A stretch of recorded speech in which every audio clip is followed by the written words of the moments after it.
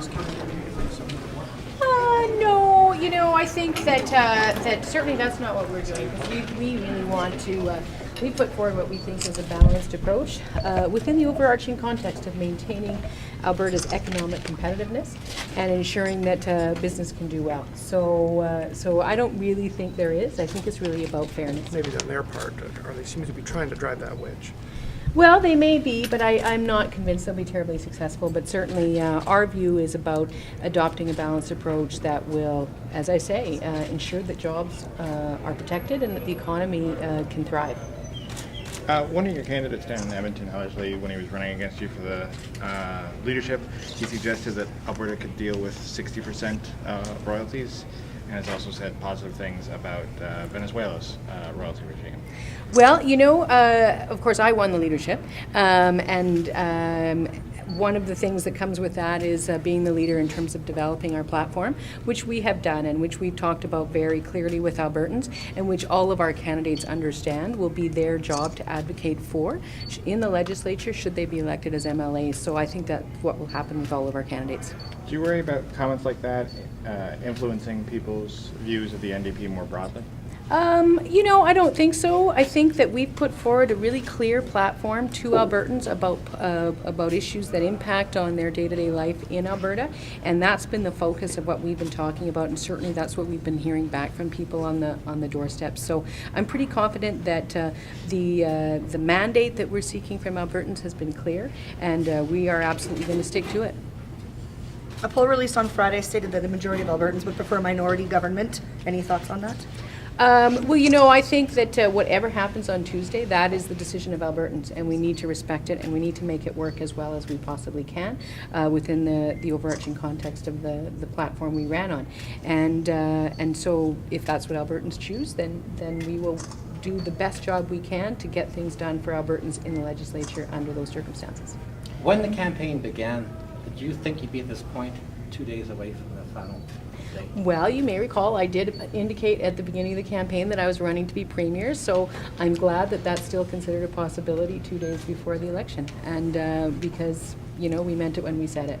And I've been very pleased with how the campaign's unfolded. I'm very proud of the work that we've done to put forward a clear, thoughtful alternative to Albertans, and one which I think they can trust and know will make life better for them. There's been a huge public reaction to our story from Friday about the 5 businessmen. You mentioned very briefly in your speech about it. What went through your mind when you first heard what had happened in that boardroom, and what do you make of it now? Well, certainly I think probably the first thing that went through my mind was that's not the way I would have chosen to speak to Albertans about a different alternative. But, I'm not in their campaign, so they made their decisions. Ultimately, I think I actually know a lot of business people who are quite happy to talk about ways in which they can pay just a little bit more to contribute to stability, getting rid of that debt in 3 years, while at the same time protecting and preserving our healthcare and our education. So let me be very clear. I don't actually think that those 5 people are reflective of the business community in Alberta, because I've heard very positive, encouraging messages from a lot of key people. There was a suggestion there, I think, in that thing that if you don't vote Prentice, you're going to see some charity donations dry up.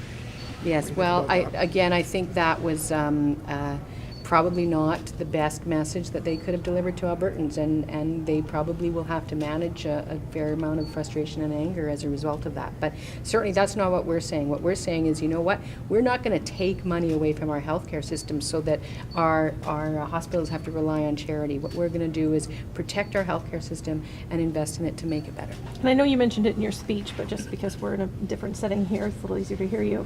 What do you make of the why me question? Why should I have to pay more taxes given that I'm a corporation? Why? Well, I think it was just probably an unfortunate way to deliver a message, and I think it was an unfortunate statement, because I think that a lot of Albertans probably, when they saw it, felt like they had some good answers to yell back at the TV. So we'll see on Tuesday. ultimately what people thought of that and the campaign as a whole. And I'm encouraged and I'm optimistic. And as I say, I've been very proud of the debate and the kinds of discussions that we've had with Albertans over the last 30 days. Rachel, 20 do you have, One more question, Rachel, folks. Rachel, do you have any sense of how social media has played in this campaign in terms of getting your message out or working against your message? Well, certainly we've, I think it's fair to say that we've upped our game on social media, but I also know that there are a lot of Albertans who are not on social media. And the key thing, you can't rely on social media as being your measure. You need to communicate that way, especially I think with younger Albertans if you can. But it's also really important to just get out into the community, be on the doorsteps, talk to voters as much as you can. It's old-fashioned, but it's a tried and true way of ensuring that you hear what Albertans are thinking. But 5 newspapers say, no, Jim Prentice has the plan. Well, that probably amounts to about 20 or maybe 25 voters. And I think there's a few more than that in Alberta. Thanks so much, folks. Thank you.